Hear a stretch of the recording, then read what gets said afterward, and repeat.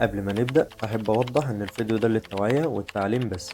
أنا مش بشجع على المراهنات ومش هذكر أسماء منصات أو طرق للمراهنة ومش هقولك إزاي تكسب منها. أنا هنا هشرحلك المشكلة نفسها وليه حاجات ممكن تبدأ معاك بشكل بسيط وبعدها تتحول لمشكلة أكبر. عايز تعمل فلوس بسرعة؟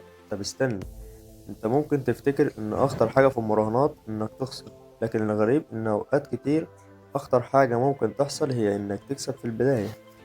لأنك لما تكسب أول مرة ممكن تقول أهو الموضوع سهل، أجرب تاني.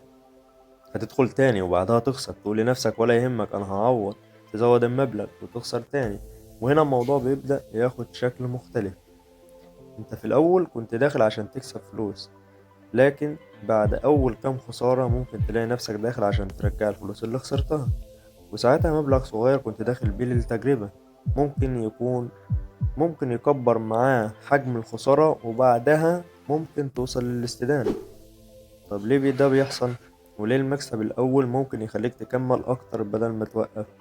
خليك معايا لأن النقطة دي هي اللي بتفسر جزء كبير من المشكلة. السلام عليكم ورحمة الله وبركاته، اللهم صل وسلم وبارك على سيدنا محمد. ازيكم عاملين ايه؟ أنا أحمد عشماوي، والنهاردة هكلمك عن المراهنات وليه حاجة ممكن تبدأ بجملة بسيطة جدا زي هجرب مرة وبعدها الموضوع يكبر واحدة واحدة لحد ما يتحول لخسائر وضغط وديون.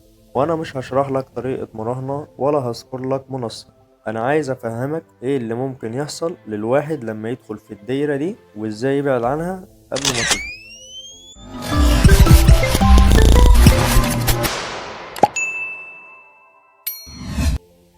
طيب، ليه ناس اصلا بتدخل المراهنات؟ خلينا نتكلم بصراحة. محدش بيدخل وهو ناوي يخسر فلوسه. غالبا البداية بتكون ان الشخص عايز يزود دخله بسرعة، ويشوف حد بيتكلم عن مكسب فيقول طب ما اجرب بمبلغ صغير. وهنا انا عايزك تسأل نفسك، انت شفت المكسب؟ طب شفت الخسارة؟ لان اللي بيظهر قدامك غالبا هو الشخص اللي كسب، لكن انت مش شايف بالضرورة هو خسر كام قبل كده او خسر كام بعد كده. فالصورة اللي قدامك ممكن تكون ناقصة. ومنظمة الصحة العالمية بتحذر من أضرار المقامرة وبتوضح إنها ممكن تسبب مشاكل مالية واجتماعية ونفسية. وكمان سهولة الوصول للمقامرة عن طريق الإنترنت ممكن تزود خطر الإقبال عليها. يعني الموضوع مش مجرد إنك تكسب أو تخسر مبلغ، الموضوع ممكن يأثر على فلوسك، وقتك، علاقاتك، وحالتك النفسية. وهنا بيبدأ الفخ الحقيقي. طيب إيه أخطر جملة ممكن تقولها بعد ما تخسر؟ أنا هعوض. خسرت 100 جنيه تقول أجرب ب200 وأرجعهم. خسرت 200 تقول المرة الجاية هجيبهم كلهم. وهنا خد بالك من التغيير اللي حصل. انت مبقتش داخل عشان تكسب فلوس جديدة، انت بقيت داخل عشان ترجع فلوسك القديمة. وده ممكن يخليك تزود المخاطرة بدل ما تقف تخسر أكتر فتقول لا لا لازم أعوض، فتدخل بمبلغ أكبر. ولو الفلوس خلصت ممكن تبدأ تستلف، وساعتها الموضوع مبقاش مجرد تجربة، ممكن يتحول لضغط وديون ومشكلة حقيقية. وعشان كده لو انت بتقول انا هحط مبلغ صغير ولو خسرت هقف، اسأل نفسك الأول، لو خسرت هل فعلا هتقدر تقف؟ لأن المشكلة أحيانا مش في أول مبلغ بتحطه، المشكلة في القرار اللي ممكن تاخده بعد الخسارة. طب ودي نية إن الموضوع إيه؟ وهنا لازم أقف معاك عند نقطة مهمة جدا. دار الإفتاء المصرية وضحت إن القمار بيكون في المعاملات اللي بيكون فيها المكسب والخسارة معتمدين على الحظ والمصادفة، بحيث إن مكسب شخص بيكون مقابل خسارة شخص تاني. وعشان كده الرهان بالمال على نتائج المباريات مثلا يدخل في صورة القمار المحرم بحسب الصورة اللي وضحتها دار الإفتاء. وده مش كلام بقوله عشان أخوفك وخلاص، أنا بقولك ده عشان قبل ما تسأل نفسك هكسب كام تسأل سؤال أهم: هو الطريق ده أصلا يرضي ربنا؟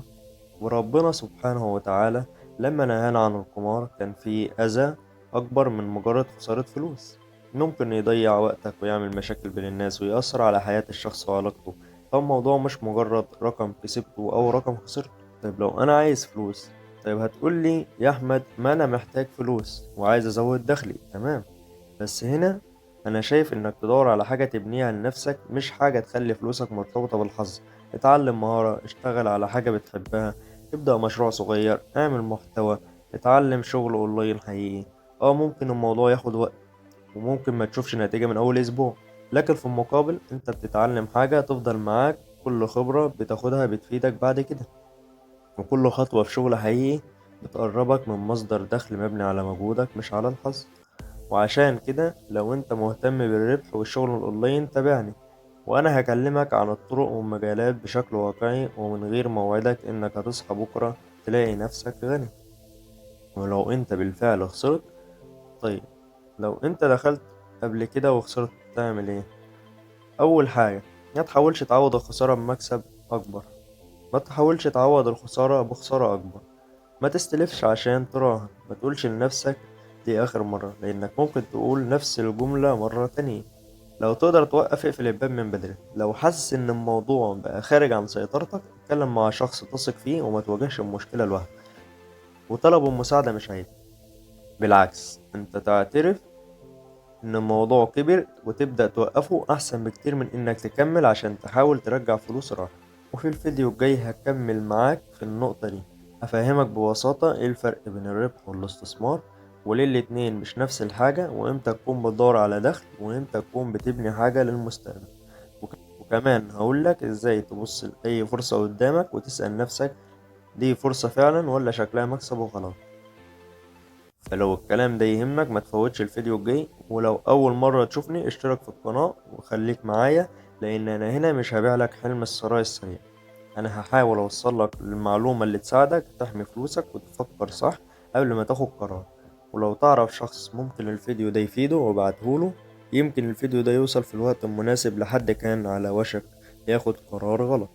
كان معاكم احمد عشماوي، واشوفكم في فيديو جديد ان شاء الله، والسلام عليكم ورحمة الله وبركاته.